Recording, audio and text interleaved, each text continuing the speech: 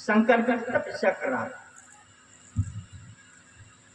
और वहां से भगवान भोलेनाथ जी और मां पार्वती जी भ्रमण करते हुए जा रहे थे। हालांकि वो निर्धन भी था और आंख से दिन भी था, अंधा था, फिर भी पूजा और अर्चन भोलेनाथ जी की किया करता था। तो जब पार्वती जी ने देखा कि अपने पतिदेव से कहा, शंकर जी से कहा कि नाथ ये जो है बहुत गरीब है और आंखों से भी अंधा है और इसके भाग्य को बदल दें। तो कहा इसके भाग में है ही नहीं कुछ। तो कहा आप तो बड़े दयालु हैं, जरा भी कोई भी भक्त आपकी चरणों की भक्ति को करता है जरा से प्रसन्न हो जाती है। खैर कोई बात नहीं है।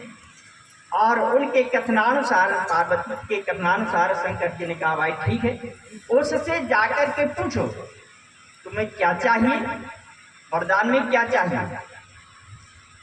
आप जाती हैं पूछने के लिए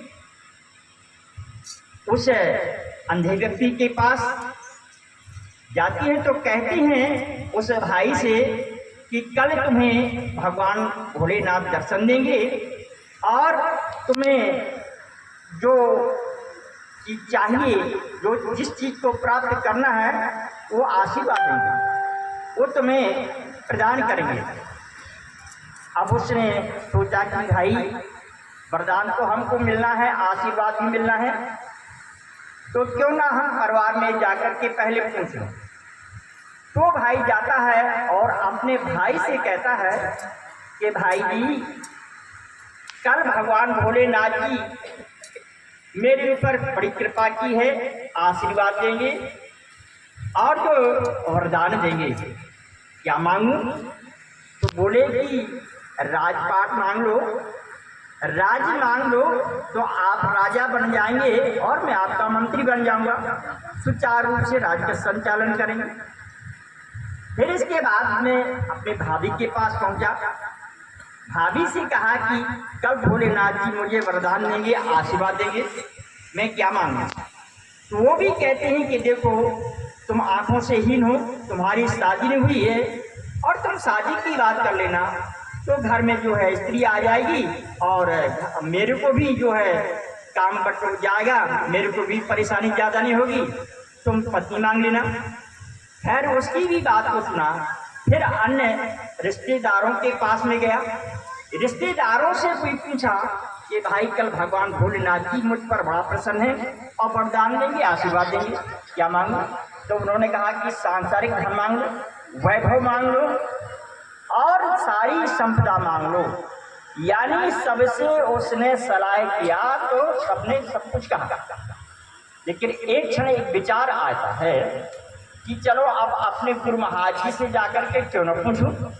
तो गुरु महाराज जी के पास जाते हैं, गुरु महाराज जी के चरणों में मस्तक को रखते हैं और गुरु महाराज जी से कहते हैं हे गुरुदेव कल जो भगवान भोलेनाथ जी मुझे वरदान देंगे, आशीर्वाद देंगे, मैं क्या मांगू।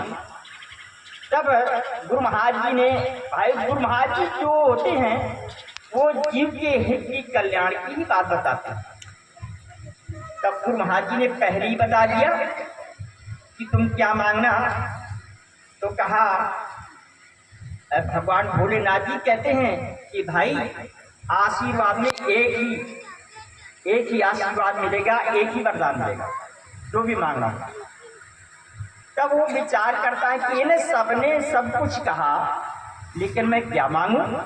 तो जो गुरु महाराज जी ने युक्ति बताई तो जा करके शंकर भगवान से कहते हैं कि महाराज आप यदि मुझ पर प्रसन्न हैं, आशीर्वाद भी देना चाहते हैं और वरदान देना चाहते हैं, तो मैं अपने पुत्र को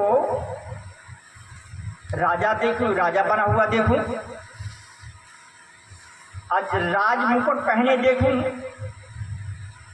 अब एक ही आशीर्वाद में, एक ही वरदान में उसने चारों चीजें मांगी। अरे पुत्र का नहीं मांगता तो चारों चीजें नहीं होती, क्योंकि उसमें पत्नी भी आ गई, बिना पत्नी के पुत्र की प्राप्ति नहीं होगी और जो आंखों से हीन था तो आंख भी आ गई, यानी चारों बातें आ गई एक ही वरदान में। तो आज का वैसे हम आपके अनंत इच्छाएं हैं, हर एक प्राणी के अनंत इच्छाएं। यदि एक इच्छा की पूर्ति होती है तो दूसरी इच्छा खड़ी, दूसरी इच्छा की पूर्ति होती है तो तीसरी इच्छा खड़ी। इसी प्रकार से इच्छाओं का अंत नहीं, इच्छाएं हमेशा बढ़ती रहती हैं।